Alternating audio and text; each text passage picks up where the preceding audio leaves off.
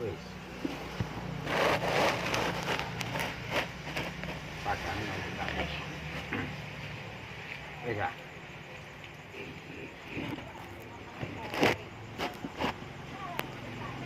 Wis tadi. Bismillah.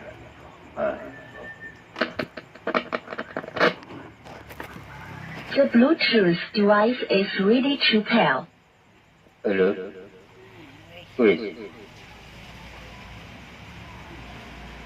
Ketok. Ketune ketok usan.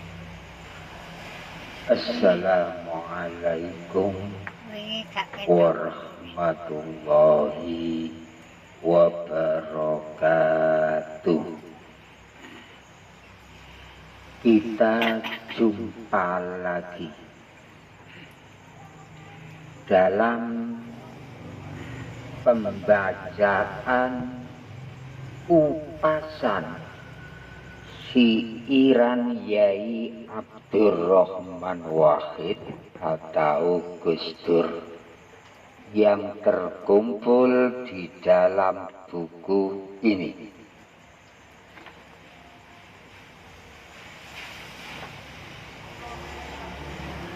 Sebelum kulanjutkan,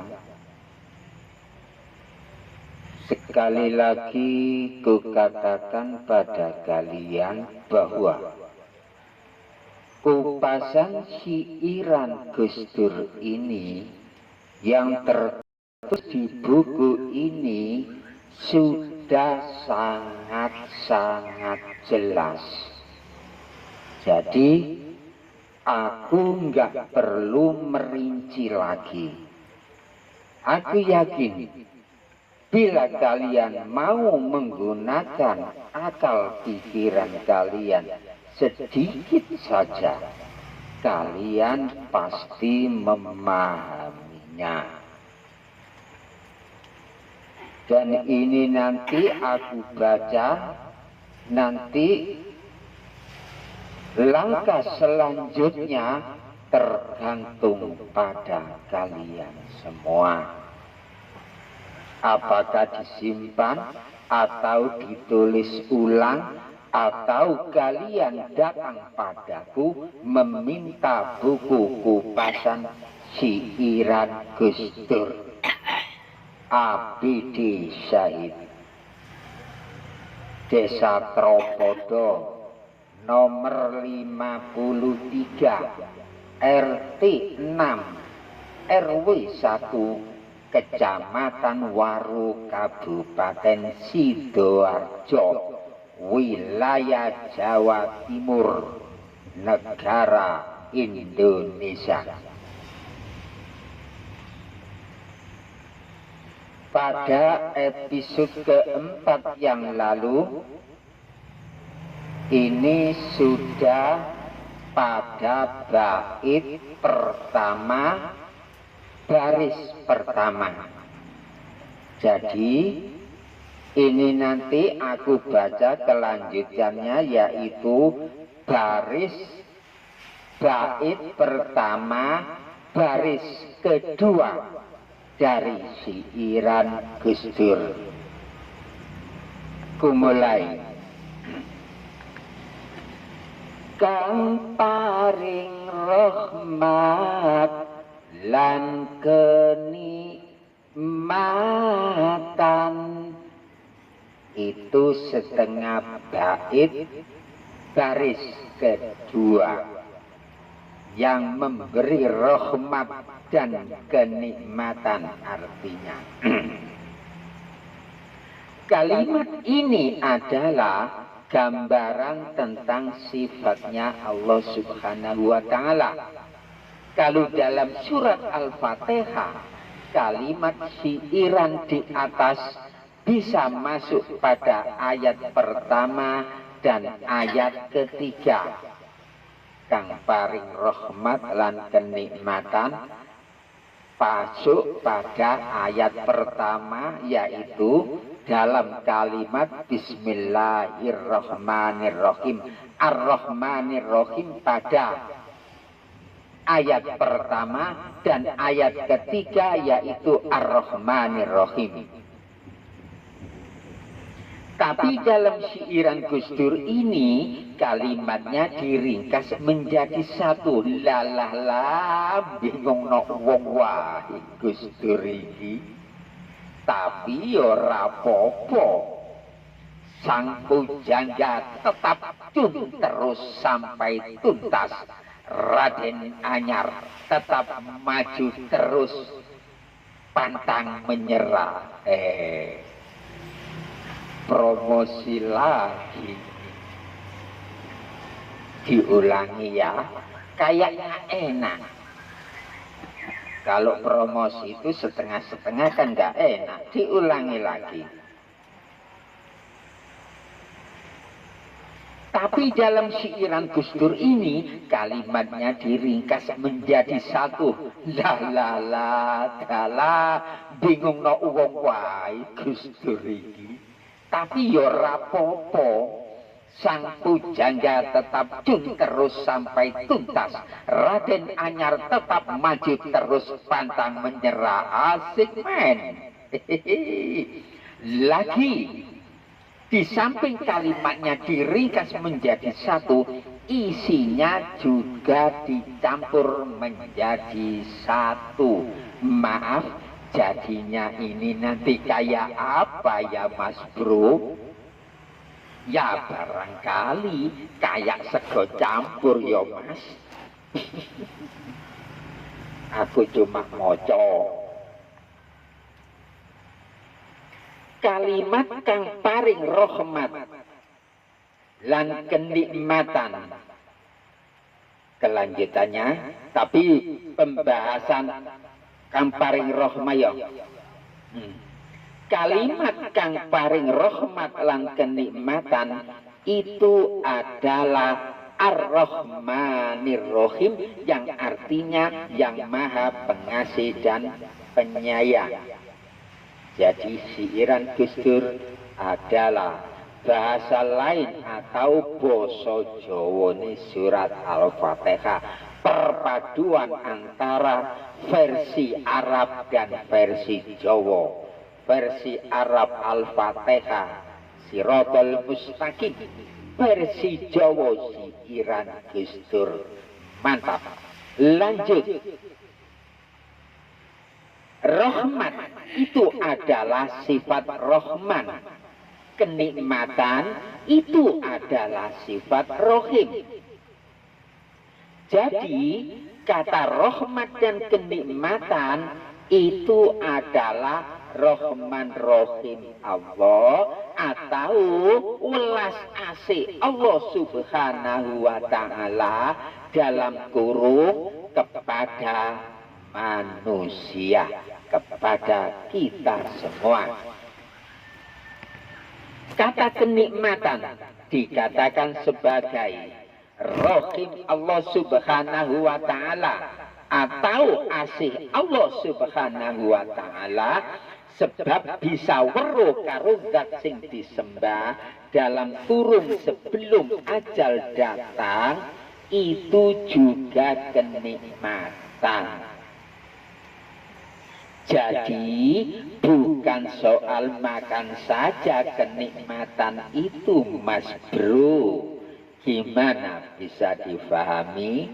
Gak usah dijelaskan ya, gak usah diperinci. Yakin kalian paham. Dan ini adalah butuh pemikiran sedikit. Apalagi utama main celek ya mbau. Tapi lek gelem mikir titik ae, yakin paham. Wong syariat mlebu nang kene. Ben paham, ben weruh apa karepe siirane Gus Dur iki. Ben ora nganggep oleh ganjaran tok. Lanjut.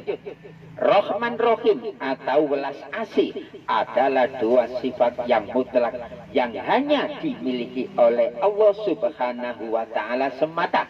Tak seorang pun manusia atau makhluk di muka bumi ini dapat memilikinya.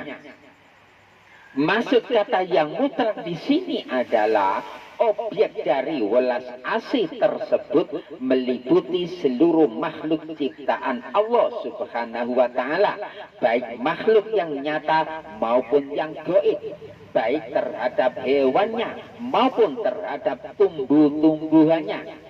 Dan juga welas asih tersebut berlangsung terus-menerus tanpa henti walau dunia sudah kiamat. Nah, kita bahas satu persatu. Sifat welas.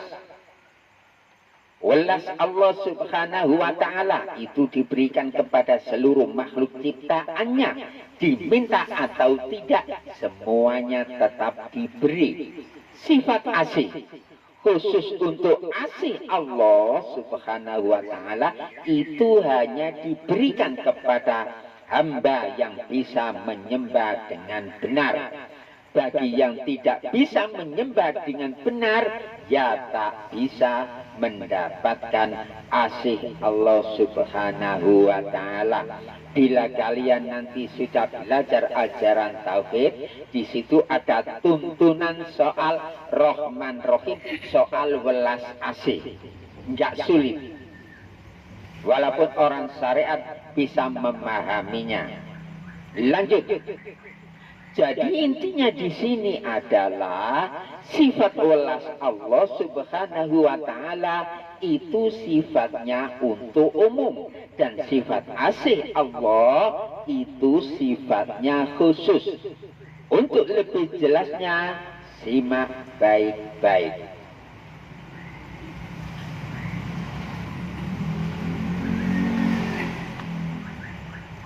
Perwujudan Rahman atau welas Allah Subhanahu wa Ta'ala.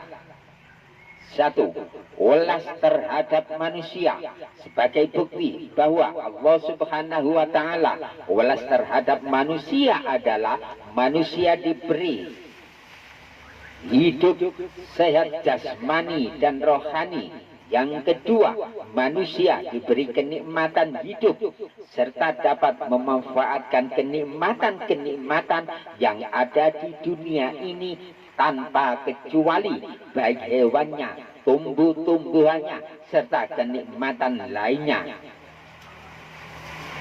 Sehat jasmani. Sehat jasmani adalah sempurnanya bentuk tubuh dan seluruh onderdil tubuh dapat berfungsi normal, tidak cacat.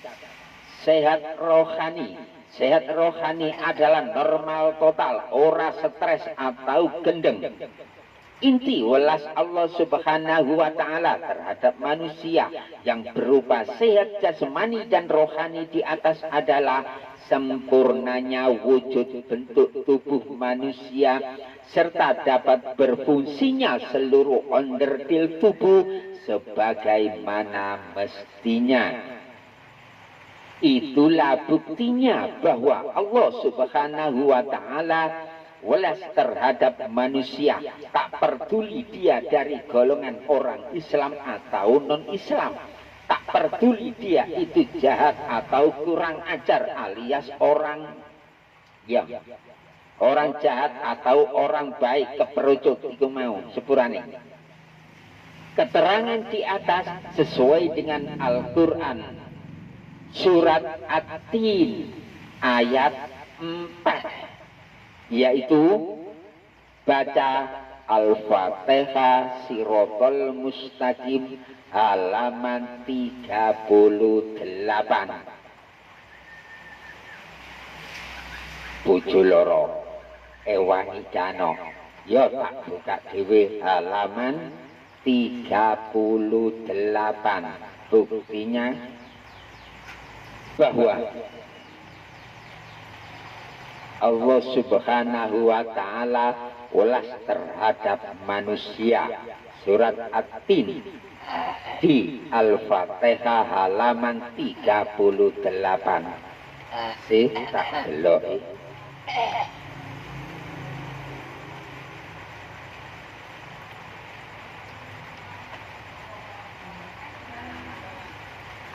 Nah, iki surat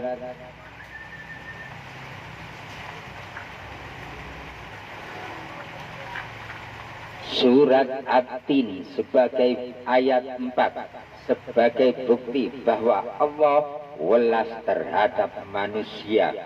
Bismillahirrahmanirrahim. Laqad khalaqnal insana fi ahsani taqwim. Artinya, sesungguhnya kami telah menciptakan manusia dalam bentuk yang sebaik-baiknya. Antara siiran Gus Dur dan surat Al-Fatihah kumpul jadi satu.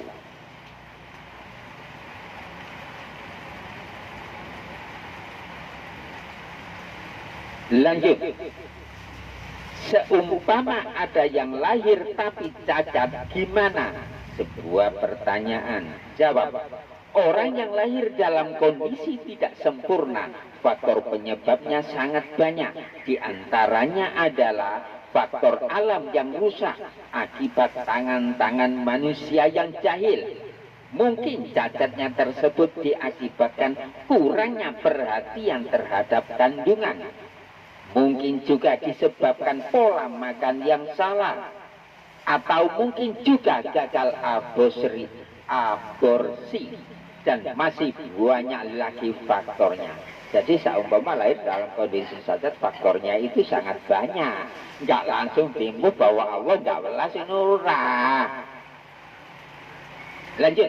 Yang pasti, bagaimanapun kondisi si bayi saat lahir ke dunia, entah cacat atau stres, dia masih termasuk dalam kategori mendapatkan welas Allah Subhanahu wa Ta'ala. Tapi Allah Subhanahu wa Ta'ala sendiri yang mengetahui letak kewelasannya itu. Aku yakin kalian sudah memahaminya. Tapi kalau ternyata di situ ada faktor lain yang menyebabkan si bayi menjadi cacat, maka sudah lain ceritanya. Lanjut. Setelah welas terhadap manusia, welas terhadap binatang yang kedua. Sebagai bukti bahwa Allah Subhanahu wa Ta'ala welas terhadap binatang adalah semua binatang yang hidup di dunia ini semuanya diberi hak hidup oleh Allah Subhanahu wa Ta'ala, dan semuanya diberi kenikmatan di dalamnya. Bisa menggunakan seluruh onderdil tubuh dan bisa berkembang biak sama seperti manusia. Jadi welas Allah Subhanahu wa Ta'ala terhadap binatang di muka bumi ini dan welas Allah terhadap manusia pada dasarnya sama. Dalam kurung tak ada perbedaan. Cuma akal pikiran saja yang membedakannya. Yakin kalian paham? Nah, berhubung yang punya akal pikiran di sini cuma manusia, otomatis kendali kehidupan di muka bumi ini dipegang oleh manusia, bukan binatang alias bukan monyet. Dengan demikian, yang bisa menggunakan serta memanfaatkan secara keseluruhan apapun yang ada di dunia ini adalah manusia, bukan binatang atau nyemot. 3. Welas terhadap tumbuh-tumbuhan. Sebagai bukti bahwa Allah Subhanahu wa Ta'ala welas terhadap tumbuh-tumbuhan adalah semua tumbuh-tumbuhan di dunia ini semuanya diberi hak hidup oleh Allah Subhanahu wa Ta'ala tanpa kecuali. Baik tumbuh-tumbuhan yang bisa berbuah maupun yang tidak, baik yang beracun maupun yang tidak.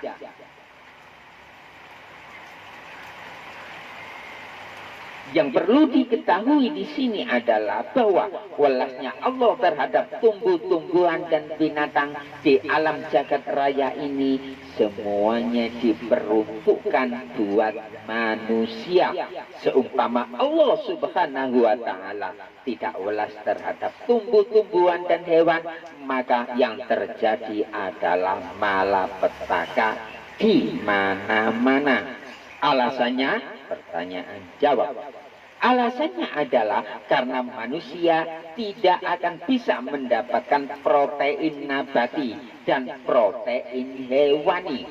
Kedua protein di atas adalah sumber kekuatan bagi tubuh manusia. Manusia akan lemas lunglai tanpa kehadiran keduanya. Nah, kalau protein hewani dan nabati sudah tidak ada lagi di muka bumi ini, maka satu-satunya cara untuk mendapatkan sumber kekuatan di dalam tubuh adalah dengan cara memakan sesama jenis manusia, dalam kurung kanibalisme.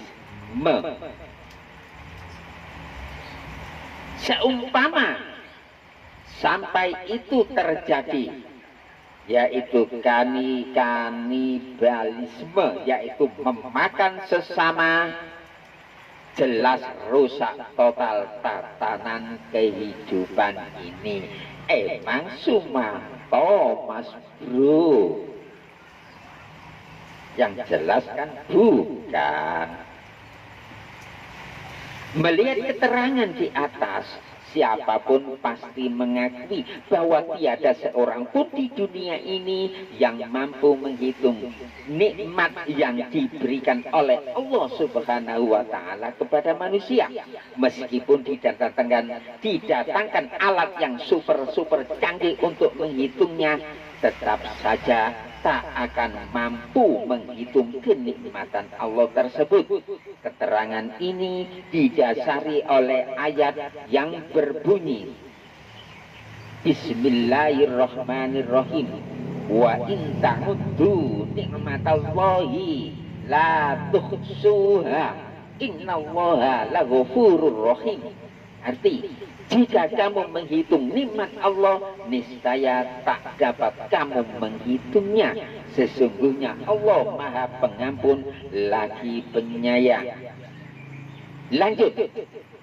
Nah, pembahasan soal rahmat dan kenikmatan pada baris kedua bait pertama syairan Gus Dur di atas yang berhubungan dengan duniawi sudah dibahas semuanya, dan nanti tinggal membahas kenikmatan yang berhubungan dengan nyembah atau berhubungan dengan akhirat. Lanjut. Perwujudan rohim atau asih Allah, ini yang kedua. Yang pertama tadi perwujudan Rahman, sekarang perwujudan Rohim, yaitu asih. Setelah rahmat dan kenikmatan jurusan duniawi kita bahas, selanjutnya yang kita bahas adalah kenikmatan jurusan akhirat atau menyembah. Di depan sudah dijelaskan bahwa asih Allah itu hanya diberikan kepada hamba yang bisa menyembah zat Allah Subhanahu wa Ta'ala dengan benar. Yang tak bisa menyembah, ya tidak diberi. Jadi asih Allah Subhanahu wa Ta'ala di dunia adalah manusia diberi fadl atau keutamaan atau kemurahan oleh Allah Subhanahu wa Ta'ala untuk bisa weruh karo zatnya Allah Subhanahu wa Ta'ala tersebut saat praktek nyembah.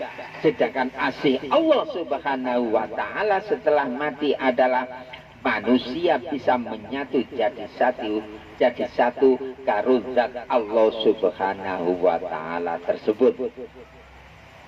Jadi asih Allah di dunia ini adalah manusia bisa diberi fadl bisa weruh karo zat sing disembah.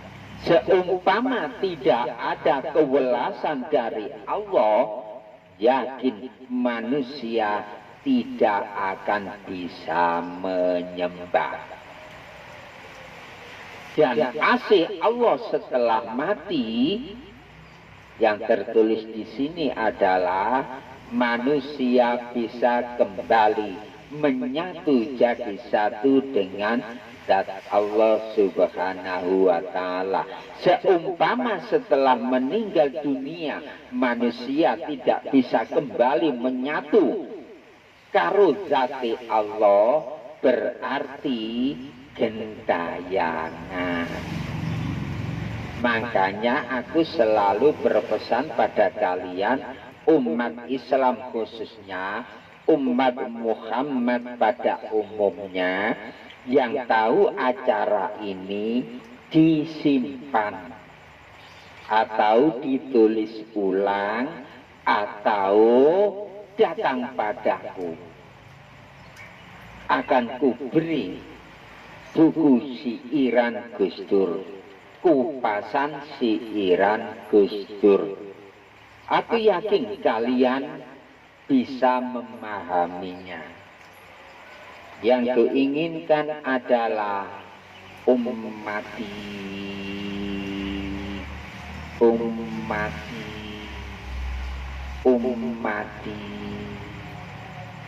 bisa memegang ajaran tauhid, dan nanti setelah mati bisa menemukan tempat yang layak.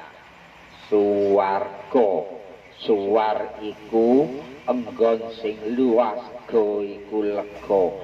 Suwarga iku enggon sing luas terlega, enggon sing luas tur lega, alias isine enak tok tanpa batas. Manunggal karo zati sing gawe urip, miliki dan berikan pada anak turun kalian. Lanjut.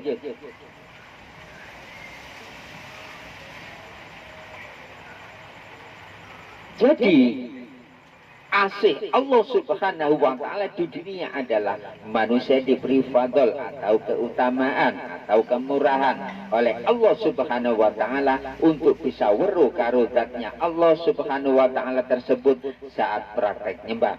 Sedangkan asih Allah setelah mati adalah manusia bisa menyatu jadi satu karo zatnya Allah tersebut. Kesimpulan Rahman Rahim atau welas asih Allah. 1. Rahman Rahim atau welas asih Allah Subhanahu wa Ta'ala adalah dua sifat yang mutlak yang hanya dimiliki oleh Allah Subhanahu wa Ta'ala semata. Makhluk model apapun tidak bisa memilikinya. 2. Wujud welas Allah Subhanahu wa Ta'ala adalah wujud dunia seisinya. 3. Wujud welas Allah Subhanahu wa Ta'ala terhadap manusia adalah wujud sempurnanya badan, sehat jasmani dan rohani.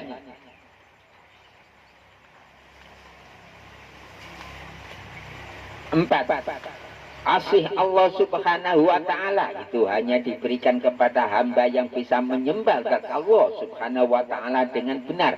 Yang tidak bisa, ya tidak diberi. 5. Wujud asih Allah di dunia adalah manusia bisa weruh karo zat sing disembah, yaitu zat Allah Subhanahu wa Ta'ala. 6. Wujud asih Allah setelah mati adalah manusia bisa kembali menyatu jadi satu karo zati sing gawe urip. Setelah mengetahui keterangan di atas, maka yakinlah kita bahwa kalimat ngawiti ingsun atau ayat pertama basmalah merupakan sebuah petunjuk tentang siapa yang sebenarnya harus disembah saat praktek nyembah secara hakikat. Jadi kalau dalam Al-Fatihah basmalah di atas bukan sekedar hanya untuk dibaca saja atau diwirid atau diposoi ben dadi dukun ora atau untuk yang lain. Maaf, yang jadi dukun ojo bedodok, aku cuma mau jodoh. Ya kaya apa enggak, wong ancene wis iku jenenge wis kadung kelaku, nulise wis kadung keprojot, dadi sepurane ya. Lek ana sing tersinggung. Tapi dipraktekkan secara hakikat sebagaimana mestinya. Kalau dipikir-pikir, basmalah di atas sepintas memang terlihat biasa-biasa saja. Tapi bila ditelusuri ke dalam, maka malah justru sebaliknya. Apa itu? Sebuah pertanyaan. Jawab, basmalah menyimpan suatu rahasia yang sangat penting di dalamnya, yaitu satu, perintah untuk menyembah zatnya Allah Subhanahu wa Ta'ala, bukan namanya. Dua, perintah untuk selalu gandeng terus karo zatnya Allah Subhanahu wa Ta'ala. Apa bisa dibuktikan? Pertanyaan lagi. Jawab, untuk membuktikannya kita harus menengok keterangan tentang ringkasan Al-Quran sampai titik baknya basmalah yang sudah tertulis dalam buku Al-Fatihah Siratal Mustaqim. Ini Al-Fatihah Siratal Mustaqim, penulis Abidi Syait.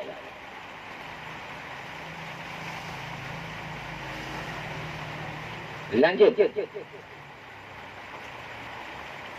Pertama, titik bak basmalah itu sama artinya jeladren atau bebakalan atau manunggaling kawula Gusti dalam kurung bila dalam praktek nyembah.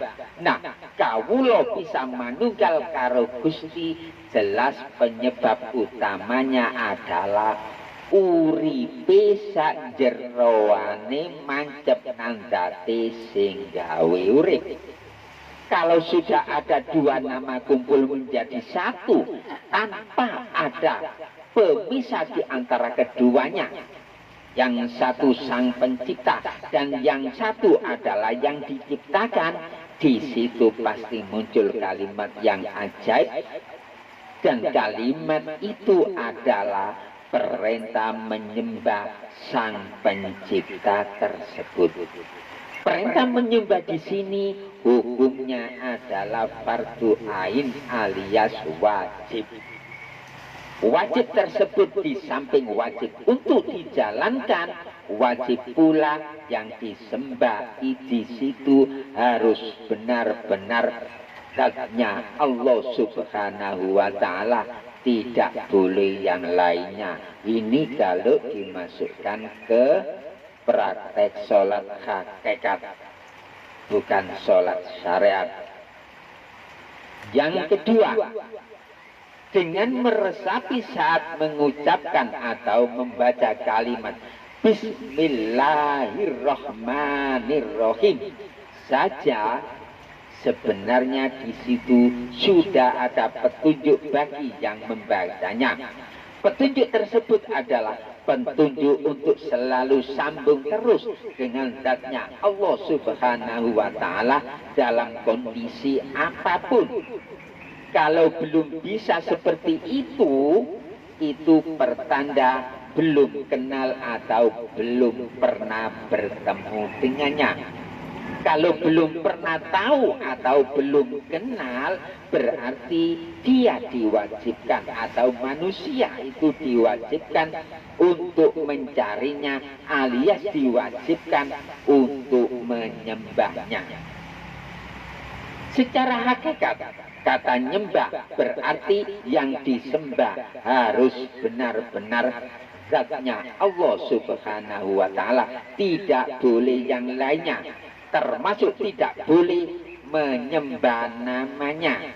Maaf, mengenai prakteknya nanti di belakang, ojo khawatir, yaitu nanti di bait kelima. Kurang lebihnya kayak begitu pembahasan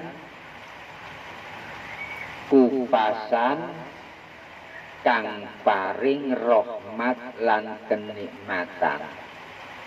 Hanya kalimat kang paring rahmat lan kenikmatan, kupasane bleber sampot-empote. Aku yakin kalian kaget. Sampai sakmono ya. Masa ya. Itulah hebatnya siiran Yai Abdurrahman Wahid. Syair tanpa waton. Hebat sing nulis. Lanjut. Rino wengine tanpa pitungan, rino wengine tanpa pitungan. Ini setengah baris bait pertama baris kedua. Jadi setengah baris kedua bait pertama. Kita lihat. Rino wengine tanpa pitungan, artinya siang dan malam tanpa perhitungan. Kalimat ini masih dalam lingkup kalimat Ar-Rahmanir Rahim dalam surat Al-Fatihah. Kalimat ini sebagai wujud keesaan Allah Subhanahu wa Ta'ala terhadap makhluknya dalam turun terutama kepada manusia. Kenikmatan Allah Subhanahu wa Ta'ala yang diberikan kepada makhluknya tak ada yang disisakan sama sekali.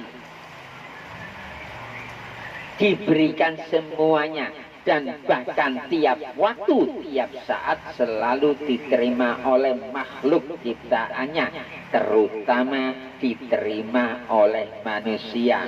Jadi kenikmatan Allah iku gak ana sing dingadekno kabeh nang makhluke, terutama nang menungso. Kok bisa? Buktinya apa? Sebuah pertanyaan jawab. Buktinya adalah kenikmatan Allah gak ana sing disisano, gak ana sing dingaikekno kabeh nang makhluk termasuk nang menungso. Iki kok iso buktine apa? Buktinya adalah kita bisa bernafas tiap detik. Itu adalah kenikmatan yang tiada tara dari Allah Subhanahu wa Ta'ala. Ya apa? Percaya? Lek kenikmatane sing gawe urip gak ana sing tinggal, aku awakmu kabeh iso ambekan tiap detik, tiap waktu, tiap saat, bahkan dalam kondisi tidur. Itu sebuah kenikmatan dari Allah yang tiada tara. Maaf, kalau kalian tidak percaya opo sing tak tulis iki, le awakmu kabeh ra percaya, rungokno kuping. Maaf, kalau tidak percaya karo opo sing tak tulis iki, yo ojo ambekan sedina, yakin modar keturunan. Ayo, sapa sing gak percaya? Sing gak percaya, cobaan ojo ambekan sedina. Yakin, bungkus-bungkus, modar delosor. Isdet. Tapi ojo, opo? Mati tenanan. Daripada mati. Tapi coba kira-kira aja ambekan. Tapi lek gak kuat ya ambek ono, ngono lho. Aku cuma dudono tok, gak ngongkon, gak.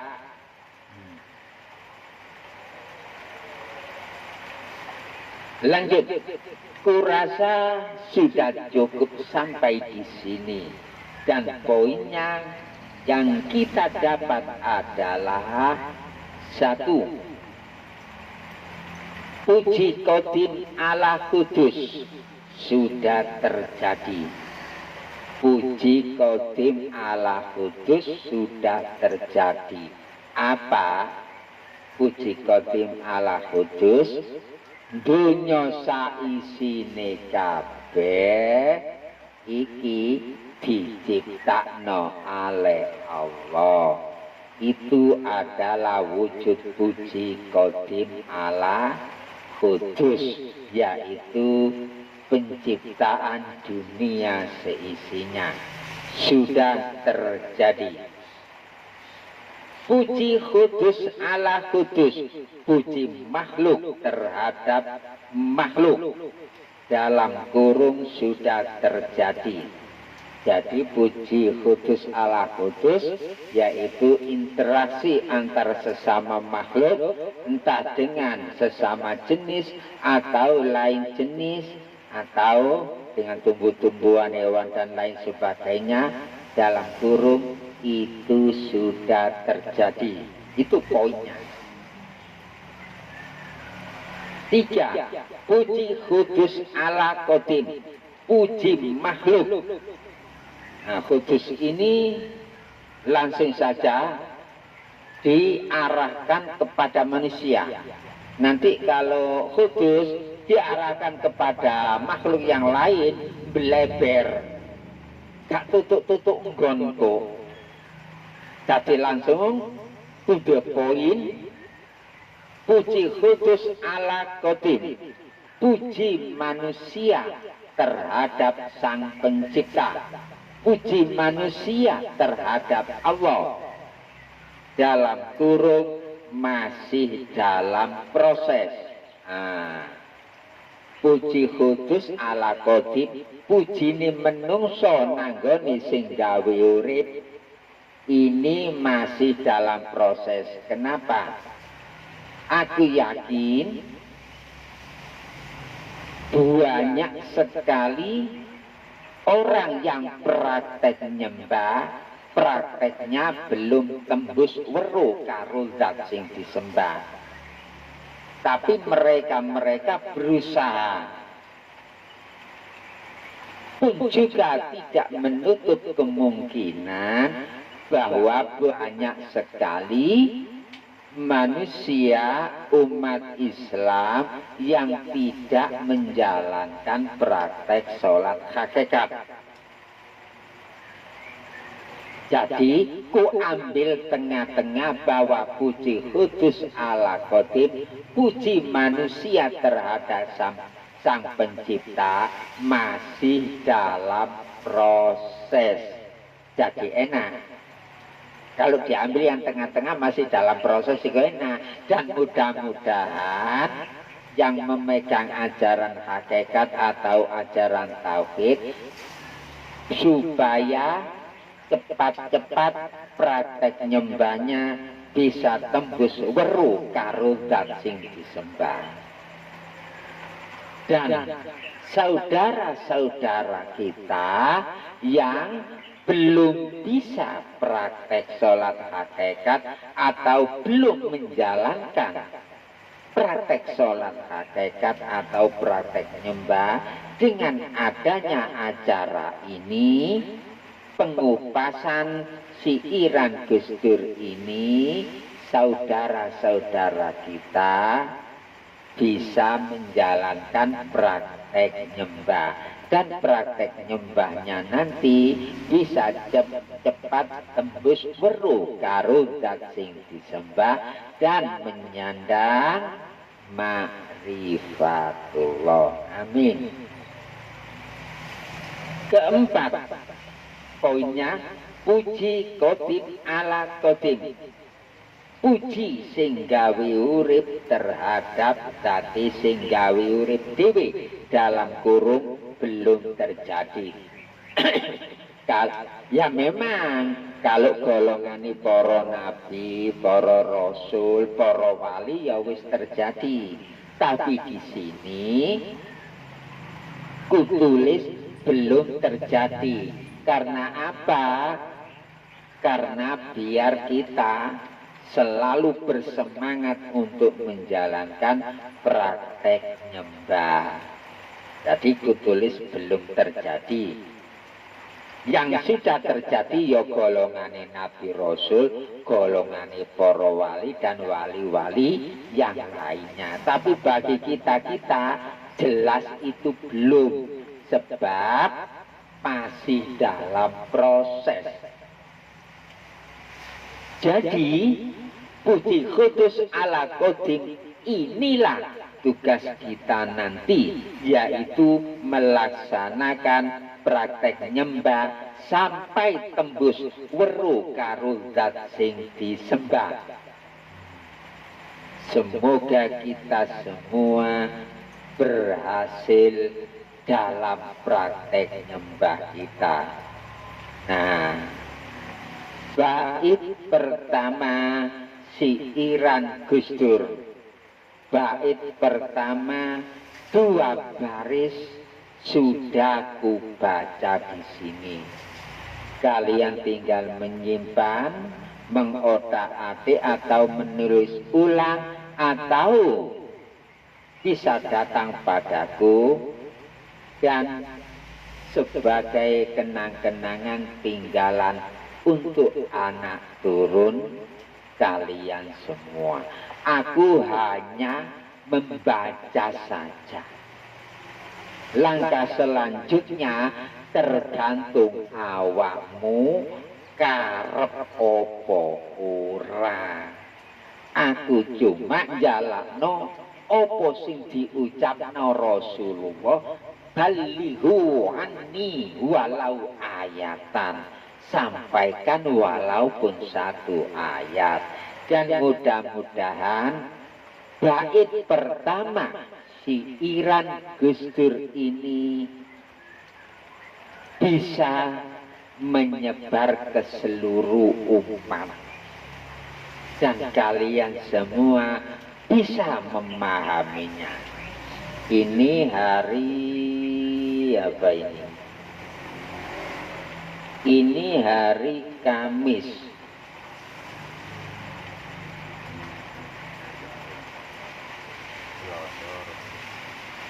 Ini hari Kamis,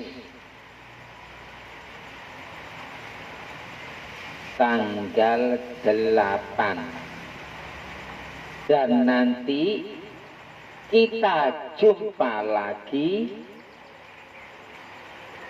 di hari Senin tanggal 12 Januari, yaitu membahas kupasan siiran Gus Dur bait kedua yang berbunyi Dudala kanca priya wanita aja mung ngaji syariat bloko gur pinter dongeng nulis lan maca tembe burine bakal sangsara tembe burine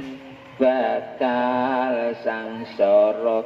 Kita bahas di hari Senin akan datang tanggal 12 Januari. Mudah-mudahan bermanfaat bagi seluruh umat Cirio. Assalamualaikum warahmatullahi wabarakatuh. Ci.